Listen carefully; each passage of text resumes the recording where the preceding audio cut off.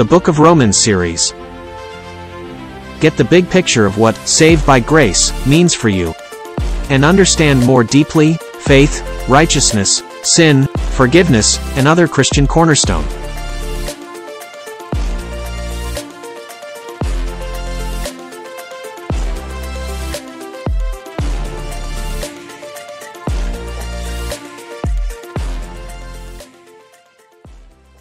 Greetings in the name of the Lord. Kumusta na po kayo mga mahal kong kapatid? Nawa po ay nasa mabuti kayong kalagayan. Ganon din po ang inyo pong mga mahal sa buhay. Isa pong masaya pong pagbati at purihin po ang Panginoon dahil makakapag-aral tayo muli ng Bible study sa Jesus ang Daan. At ngayon po nasa Book of Romans po tayo, chapter 2, and we are in the part 2. At sa awa po ng Diyos ay muli makakapag-aral na tayo ng kanyang salita. At salamat din po sapagkat ngayong araw na ito, dito sa atin sa Kuwait, na-extend na, hanggang alas 8 na ng gabi. So, praise God, dahil unti-unti na yung mga lockdown ay unti-unti nang nabubuksan yung mga lugar na kung saan pwede nang lumabas. Pero dyan sa Parwania, yung may mga kapatid tayo dyan hanggang ngayon ay naka-lockdown pa rin sila. So, sa inyo po dyan sa Advan tayo ngayon nanonood, mapagpalang araw po sa inyo at muli po tayo po ay mag-aral ng kanya pong salita at sa atin pong, bago po natin umpisan yung pag-aaral, umpisan po natin muna mga kapatid sa panalangin. Dakilang Diyos, kami po ay nagpapasalamat sa araw na ito sapagkat ikaw ang Diyos na makapangyarihan. Pinupuri ka namin, dinadakila ka namin, sinabasamba namin ang iyong dakilang pangalan. Sa amin pong pag-aaral ng iyong salita, Panginoon, kami po ay humihingi ng tawad, nagpapasaliksik po sa iyong harapan. At salamat po sapagkat alam po namin na ikaw ang Diyos na mahabagin, ikaw ang Diyos na nagpapatawad ng aming mga kasalanan.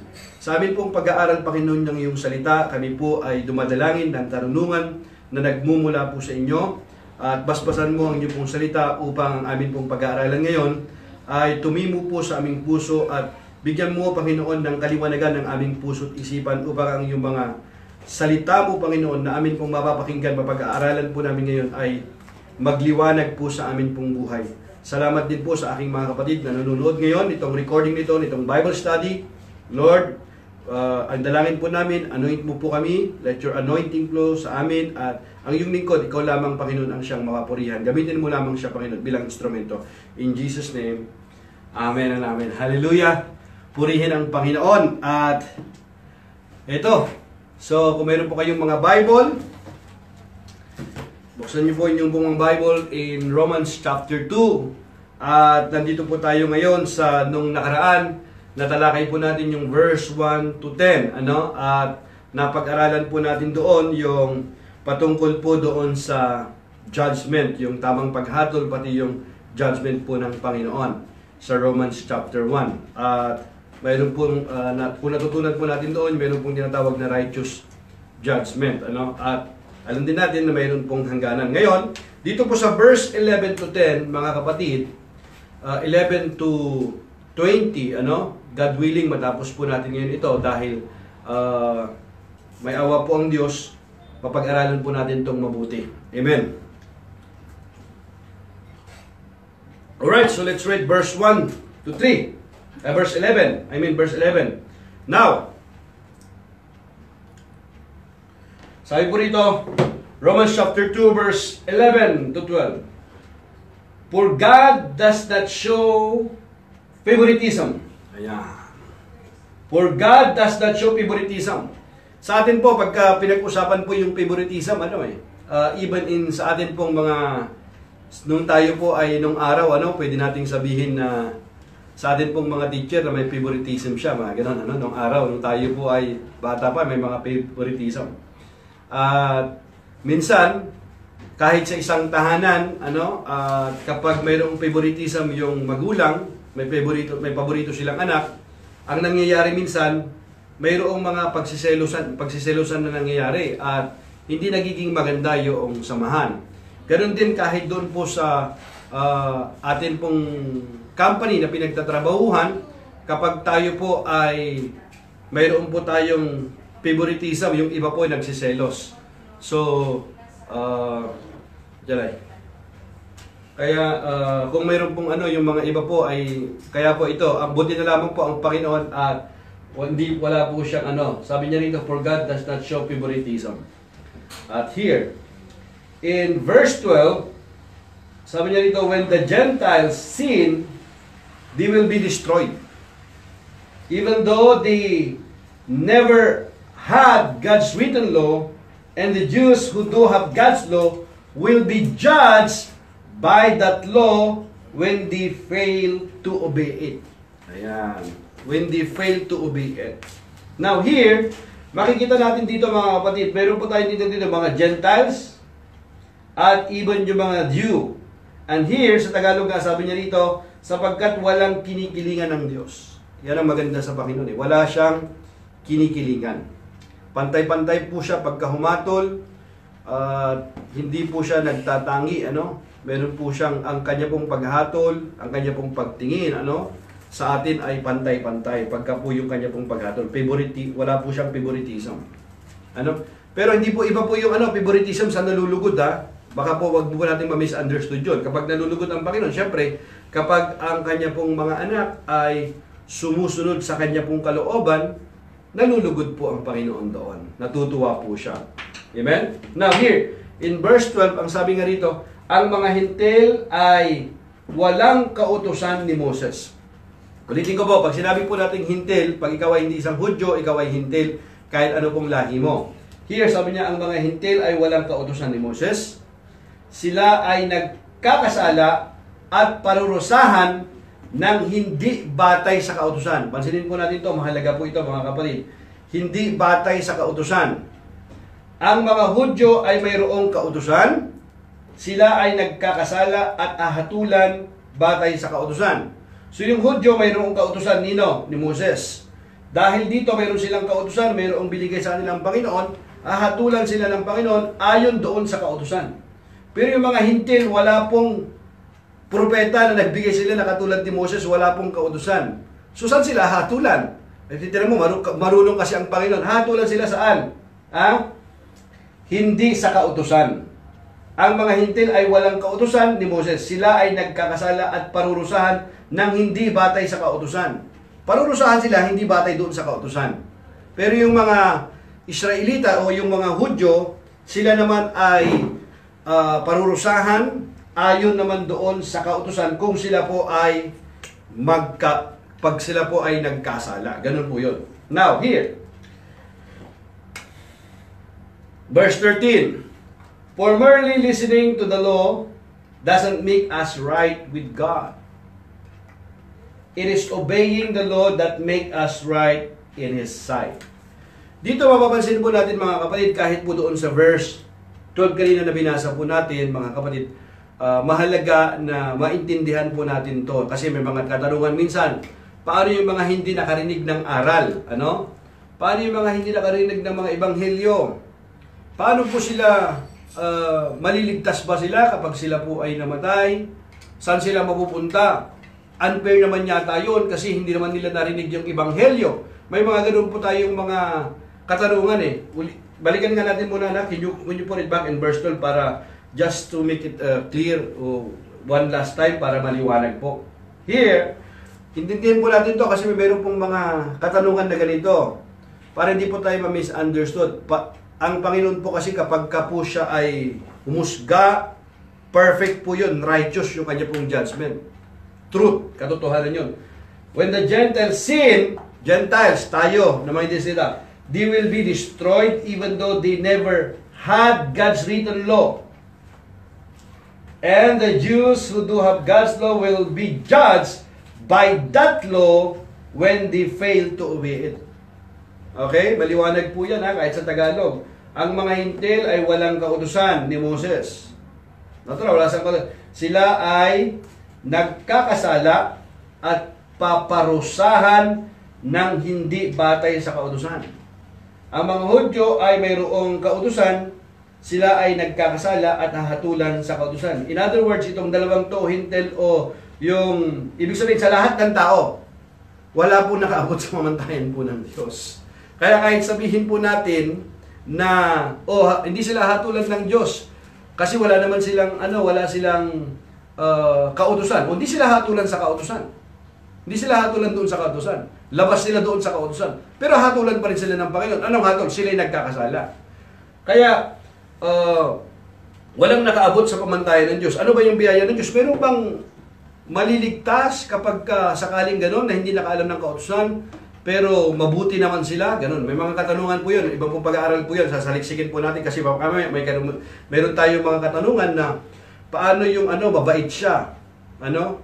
Pero hindi nakaalam ng katotohanan. Dapat po yun, maliwanag din po yun. Kasi yung alam po nating kabaitan, iba po yung standard po ng Panginoon. May awa po ng Diyos, sa atin pong isang programa po natin, God willing, mabuksan po yon para yung mga question and answer, pwede po natin. Kung meron po kayong katanungan po dyan, pwede po nating sagutin, minsan may mga nagtitext po sa akin po ng personal, sa messenger, so tinitext po natin sila. Minsan naman, pag mayroon tayong pagkakataon, tinatawagan natin sila ng personal para masagot po yung kanila pong katanungan. Minsan naman, kung sino yung pipiliin po natin, kung mayroon pong mga katanungan, kasi hindi naman natin pwede lahat sagutin yung mga tanong, at sa susunod po nating mga Bible study, sasagutin po natin yung mga tanong po ninyo, isa-isa para for the sake of time. Now here, so liwanagin po natin, wala pong nakaabot sa pamantayan po ng Diyos dito. Yung mga hintil, saan po sila parurusahan? Hindi batay sa kautusan. Yung mga Hudyo, mayroon silang kautusan, kaya sila ay nagkakasala at hahatulan batay sa kautusan. So biyaya pa rin po ng Panginoon yun. Ngayon, mayroon ba bang naligtas? Ibig mong sabihin, lahat ng tao na hindi nakarinig ng kautusan ay hindi naligtas. Hindi po ganoon. Mayroon pong mayaman po ang biyaya po ng Panginoon.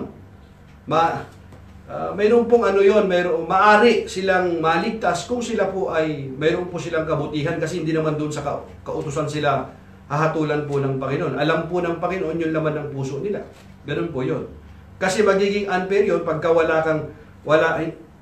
hindi talaga sila nakarinig. Yung talagang totally walang-wala. Katulad noong, wala pa namang Biblia noong araw. Wala pa talaga eh. So yun po yung natin. Now, pero ngayon, ang dami ng paraan, Ito na yung kagustuhan ng Panginoon. Ang dami na ngayon. Ang daming pwedeng paraan, Kapag hindi ka na naghanap ng katotohanan, at hindi mo nasumpungan yung daan, na yun? Hindi na pananagutan ng Panginoon yun. Nasa sayo na yan. Kasi, ang katotohanan kasi, hindi naman nalapit yung katotohanan sa iyo ng kusa eh. Hanapin mo, sisiliksikin mo ang katotohanan. Kapag hinanap mo, sabi ng Biblia, magpapakahayag sa iyo ang Panginoon, hindi lalapit sa iyo yan. Now here, next. And 13, for merely listening to the law doesn't make us right with God. It is obeying the law that make us right in His sight. Why? Because obedience is the highest form of worship. May mga tao kasing they are well trained sa kanilang mga Bible, marunong sila. May mga memory verses sila. May mga training tapos sila. Pero yung pamantayan ng Panginoon, hindi dahil marunong ka sa Biblia, marami kang theology na alam, ay ikaw ay nakaabot na sa pamantayan ng Diyos. Hindi po ganun, mga kapatid. Kasi, maliwanag dito, listening to the law doesn't make us right with God. Doesn't make us right with God. Kahit you know a lot of scripture, that is good. Pero doesn't make us right with God. Listening to the law. It is obeying the law that make us right in His sight. What does it mean obeying the law? Sinusunod mo nga yung kalooban niya. Paano mo sinusunod yung kalooban niya? Yung kanya pong mga utos.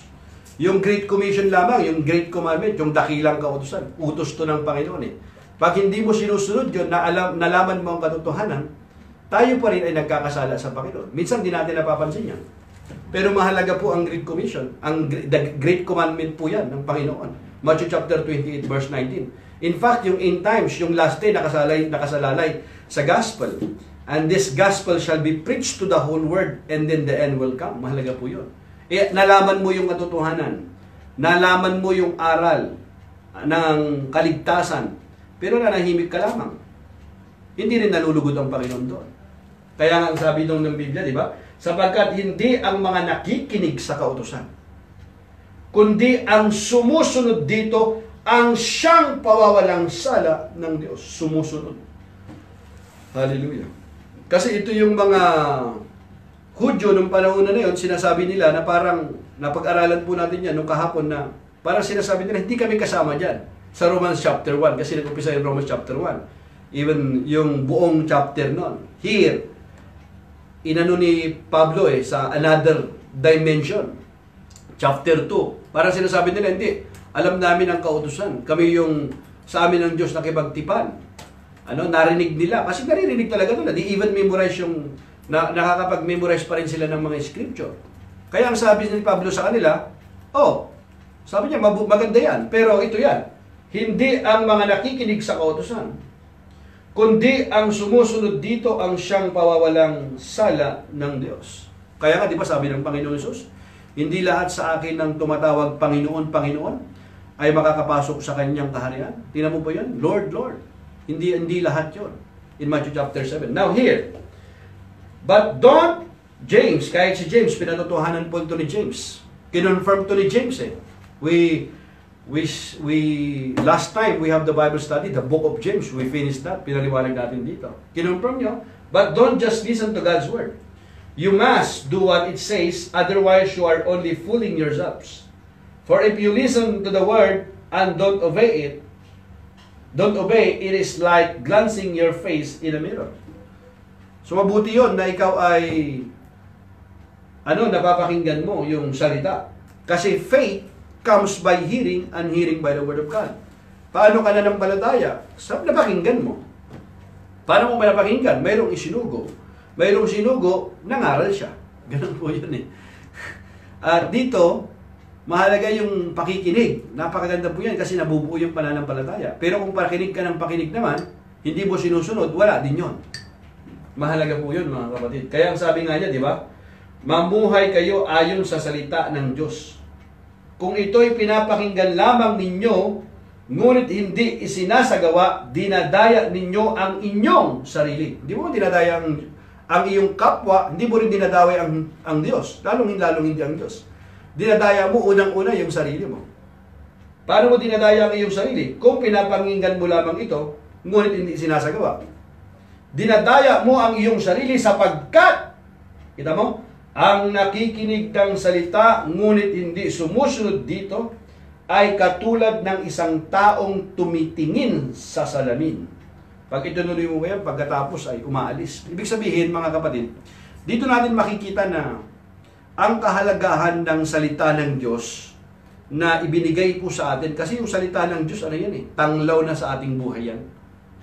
Your word is a lamp unto my feet and a light unto my path. Ibig sabihin, yung salita pa lang ng Panginoon, ang kanya pong salita ay buhay at espiritu. Dapat hindi natin sinasayang ang salita ng Panginoon.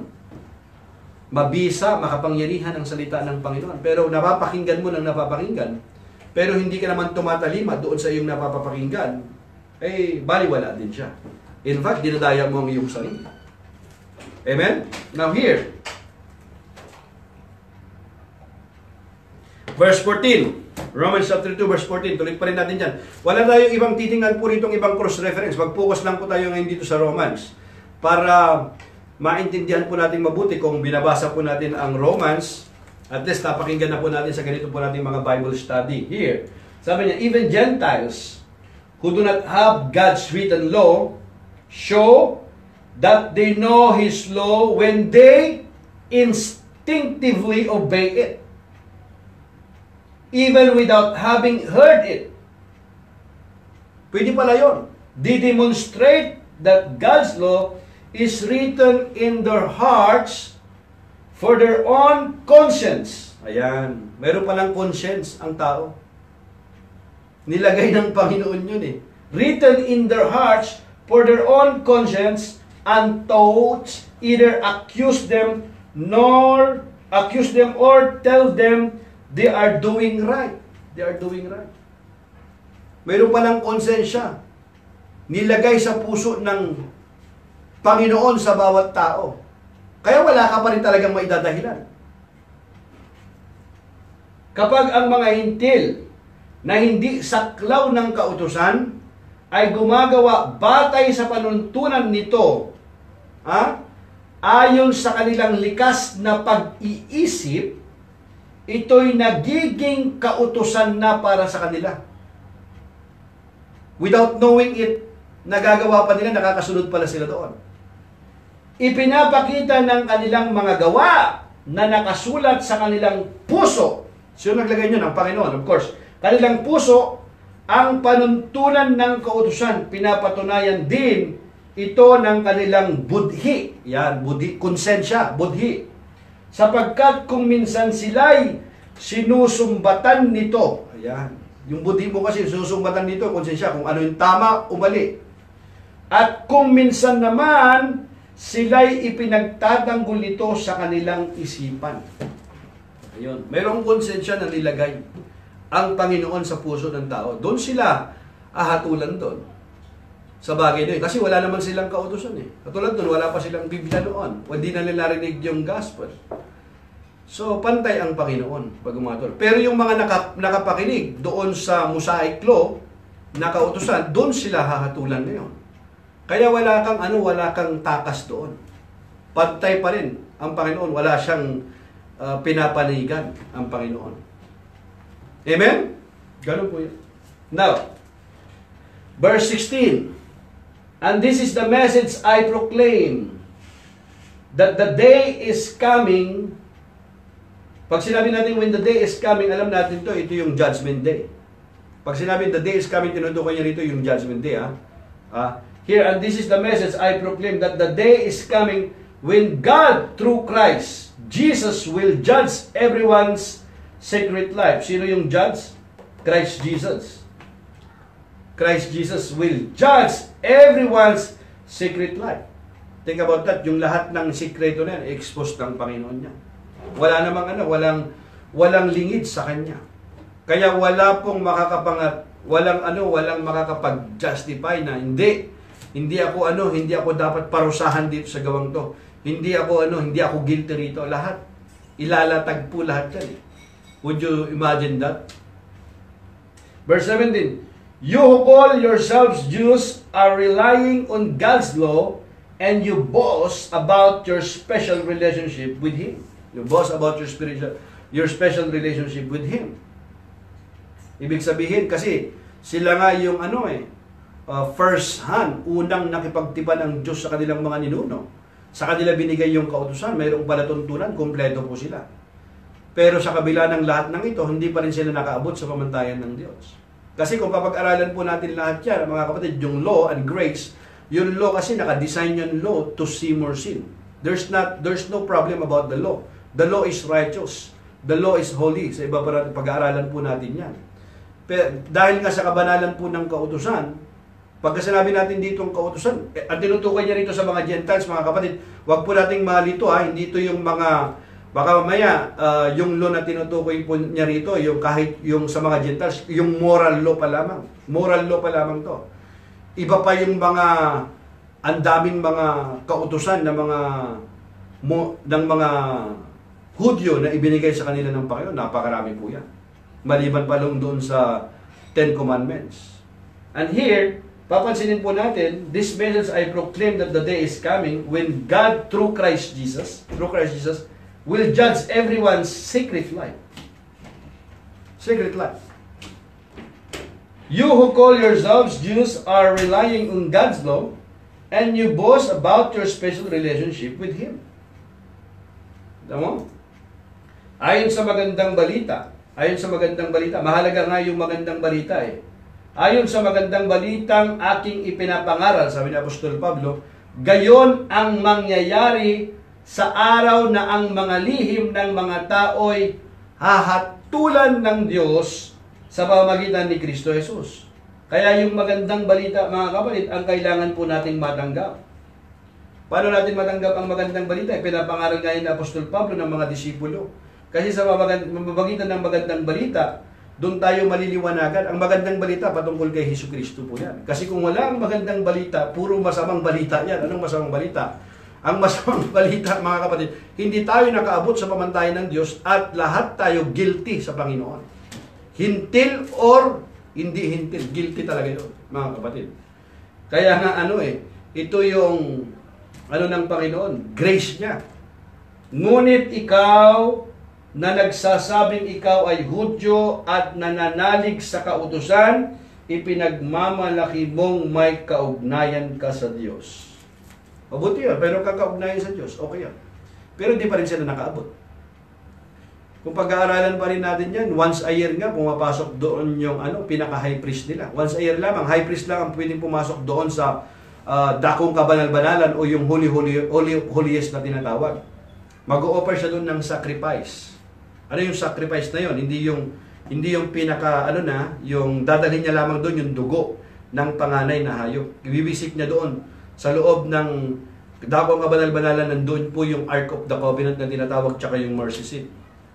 Sa loob po nun, nandun po yung tablet stones, tsaka yung mana at yung rod of Aaron doon sa loob po nun. At ang pwedeng pumasok lamang doon ay yung pinaka-high priest at once a year. Tawag po doon atonement. Atonement means to cover up their sins. Yun po ang gagawin nun. At every year, taon-taon, ginagawa nila yun.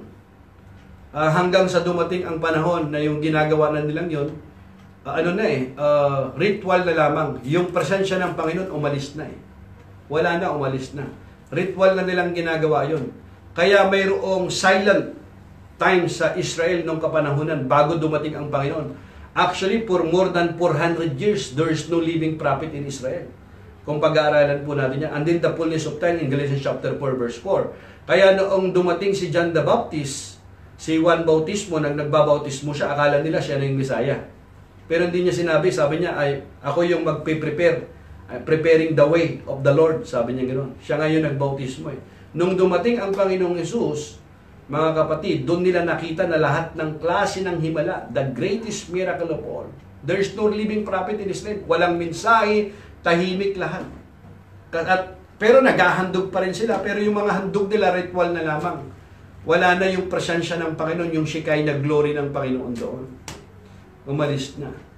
Kaya nga nakipagtipan ng panibago ang Diyos. Kaya nagkaroon ng bagong tipan sa pamamagitan po ng Panginoon. Nandito na tayo ngayon sa kautusan ng Panginoon na kung saan mahalaga na matanggap natin yung magandang balita. Kasi nga wala pong nakaabot dito. Ito yung gustong iparating na rin. Kasi kung pag-aralan na itong context ito sa chapter 3, makikita natin yan And here, dito pa lamang, in verse 18, sabi niya, you know what He wants you. You know what He wants. You know what is right because you have been taught His law. You are convinced that you are a guide for the blind. You are convinced that you are a guide for the blind and a light for people who are lost in darkness. Alam nila yun Ito totoo naman Kasi sila yung tanggap ng aral sa kanila nakipagtipan ng Panginoon. And yet, sabi nga niya, di ba? Sabi mo, alam mo ang kanyang kalooban at sumasang-ayon ka sa mabubuting bagay sapagkat ito ang natutunan mo sa kautusan. Ang palagay mo'y taga-akay ka ng bulag, tanglaw ng mga nasa kadiliman. Ang palagay mo.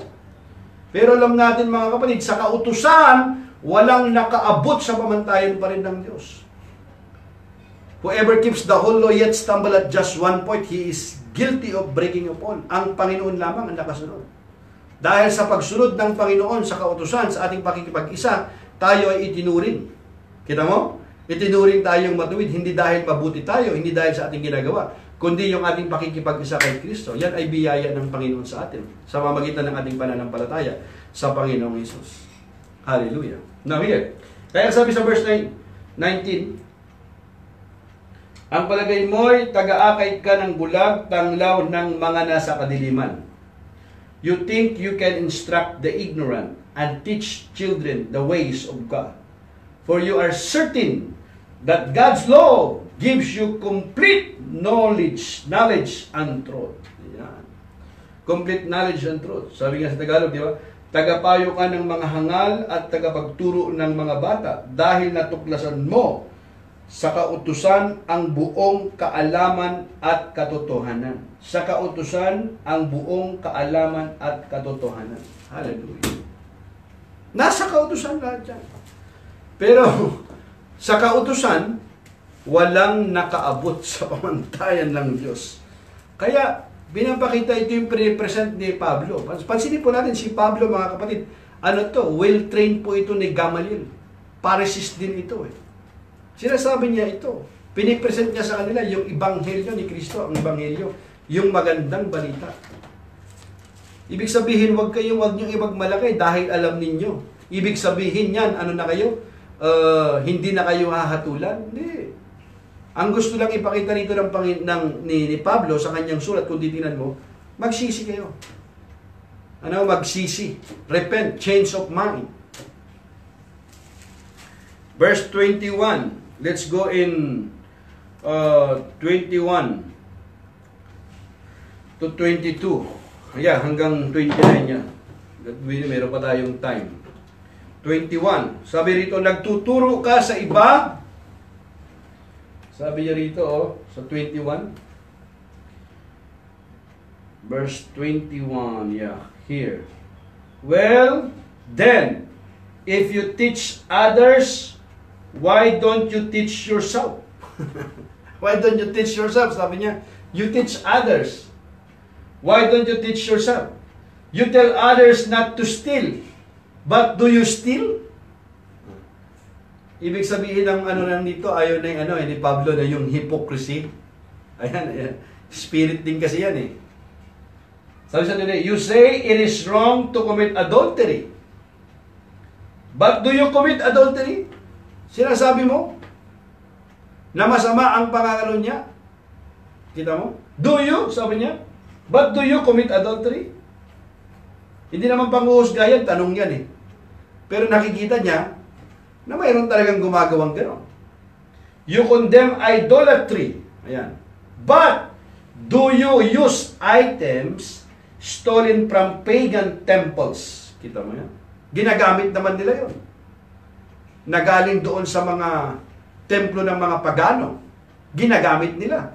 So, hypocrisy ito, kung titingnan po natin. Now, you are so proud of knowing the law, but you dishonor God by breaking it.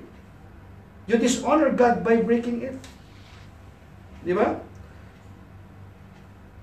Sapagkat nasusulat. Di ba? Chapter 2. Verse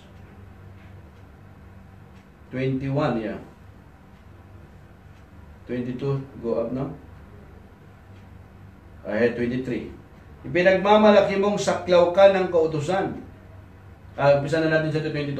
Sinasabi mong huwag mangangalunya. Bakit ka nangangalunya? Nasusuklam ka sa mga Diyos-Diyosan. Bakit ninanakawan mo ang mga templo nila? Kita mo? 23. Ipinagmamalaki mong saklaw ka ng kautusan, ngunit nilalapastangan mo naman ang Diyos sa pamagitan ng paglabag mo sa kautusan. Ayon nga, 24, ayon nga sa nasusulat, ang pangalan ng Diyos ay nilalait ng mga hintil dahil sa inyo. Kita nyo? Hypocrisy ito, makikita natin dito. Ito yung walang puwang ito sa sa kautusan ng Panginoon, yung kanyang mabuting aral. Ano to pakitang tao, gano'n. Ayaw, ito yung itinuturo ni Apostol Pablo sa kanila eh. Kaya sa 25, verse 25, dito na lamang, mahalaga lamang ang iyong pagiging tuli kung tumutupad ka sa kautusan. Subalit kung lumalabag ka sa kautusan, para ka ring hindi tinuli. Ito kasi yung isa sa mga covenant ng Panginoon kay Abraham, na sinunod nila yan sa kanilang mga patriarkang si Abraham. Naging sinunod nila yan. Pakikipagtipan nila ito. Ibig sabihin, sumusunod sila doon sa kasunduan. Ayun, ginagawa nila yon. Kung hindi tuli ay gumagawa batay sa panuntunan ng kautusan, hindi ba siya'y ituturing na tuli. Kaya ikaw na Hudyong nasa ilalim ng kautusan, ngunit hindi naman tumutupad nito, ay ahatulan ng mga tumutupad sa kautusan, bagamat hindi sila tinuli. Yung sa puso kasi ang gusto ng Panginoon eh. Kaya sabi sa 28, sapagkat ang pagiging isang tunay na Hudyo ay hindi dahil sa panlabas na kaunyuan o dahil sa pagtutuli sa laman. Ang tunay na Hudyo ay ang taong nabago sa puso't kalooban ayon sa Espiritu at hindi ayon sa kautusang nasusulat. Amen? Ulitin ko yan ha. 29. Ang tunay na Hudyo ay ang taong nabago sa puso't kalooban ayon sa Espiritu at hindi ayon sa kautusang nasusulat. Ang papuri sa taong iyon ay mula sa Diyos at hindi mula sa mga tao. Yun. Sabi sa English, go up. Sabi niya here, you are,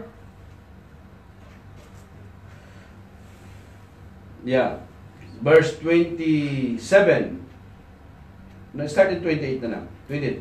For you are not a true Jew just because you were born of Jewish parents or because you have gone through the ceremony of circumcision. No! A true Jew is one whose heart is right with God. Yung heart is right with God, and true circumcision is not merely obeying the letter of the law, rather, it is a change of heart produced by the Spirit, and a person with a changed heart, I want you to notice this one, and a person with a changed heart seeks praise from God, not from people. Kita nyo? Sino yon?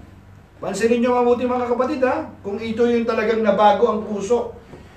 Pansinin po ninyo ha. It is a change of heart. Produce alin? Ano yung pinoproduce ng change of heart? Produced by the Spirit. Yung Espiritu kasi ng Panginoon, kapag kumilos sa iyo, maumunga yan. Yung fruit of the Holy Spirit. And a person with a changed heart, anong nangyayari? Seeks praise from God, not from people. Yung papuri, na ninanais niya ay yung papuri ng Diyos at hindi yung papuri ng tao. Kaya sabi sa Tagalog, di ba sabi niya dyan sa bandang huli, here, ang papuri sa taong iyon ay mula sa Diyos at hindi mula sa mga tao. Hallelujah. Produce change heart. Kaya nga maliwanag sa English, mga kapatid eh. Amen? Ang kanya pong tinitingnan dito. A person with a changed heart seek praise from God, not from people. Change of heart. It is a change of heart. Hallelujah. So dito, pinapakita natin mga kapatid, na sulat ni Pablo sa chapter 2. Ayan, natapos natin yung chapter 2 ngayon. Papansinin po natin mga kapatid, dito makikita natin na bawat isa talaga, Hudyo man o Hintil ka, pinipresent niya Pablo yung Ebanghelyo. Kung makikita natin dito, yung Gospel. Sa Romans chapter 1 pa lang, pinapakita niya na rito. Na kailangan ng tao ito. Kasi ito, pinakita niya, ito yung kalagayan ng tao. Sinabi niya lahat ng mga kalagayan. Yung hindi pagkakilala doon sa tunay na Diyos, kaya nagkaroon ng pagsamba na hindi ayon sa kanyang kalooban, at ano'y naging bunga, daming mga bunga. Tapos doon sa chapter 1, pinagsasabi niya lahat yun na pag-aralan natin. Sa chapter 2 naman, itong mga nakaalam ng kautusan, hindi kami kasama dyan. Sabi niya gano'n, hindi kami kasama dyan. Sila dyan kasi alam namin yung aral.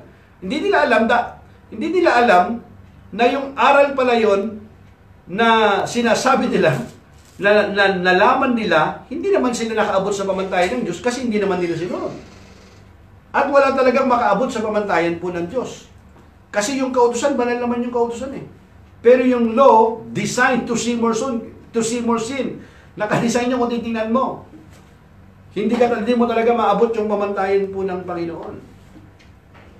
Kaya ang gusto iparating dito, magpakumbaba sa Panginoon. Magbalik loob at magsisi sa ating change of mind ang pagsisisi. Hallelujah! Purihin ang Panginoon. Maraming pong salamat sa inyo pong pagsama. At nadama ko ang Espiritu ng Diyos ngayon. Nawa ganun din po sa inyo. At magpatuloy po tayo. Huwag po tayong matakot na harapin ang suliraning ito. Amen? At do something today. Share love, encouragement, share the word of encouragement sa iyong mga mahal sa buhay. Tell them that you love them sa iyong mga kaibigan. At nawa, patuloy na magdilim ang mukha ng Panginoon po sa inyo. Love you and we'll see you. God bless.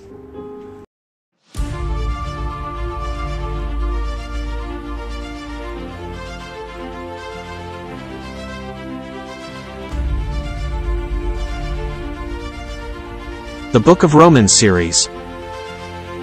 Get the big picture of what saved by grace means for you, and understand more deeply faith, righteousness, sin, forgiveness, and other Christian cornerstone.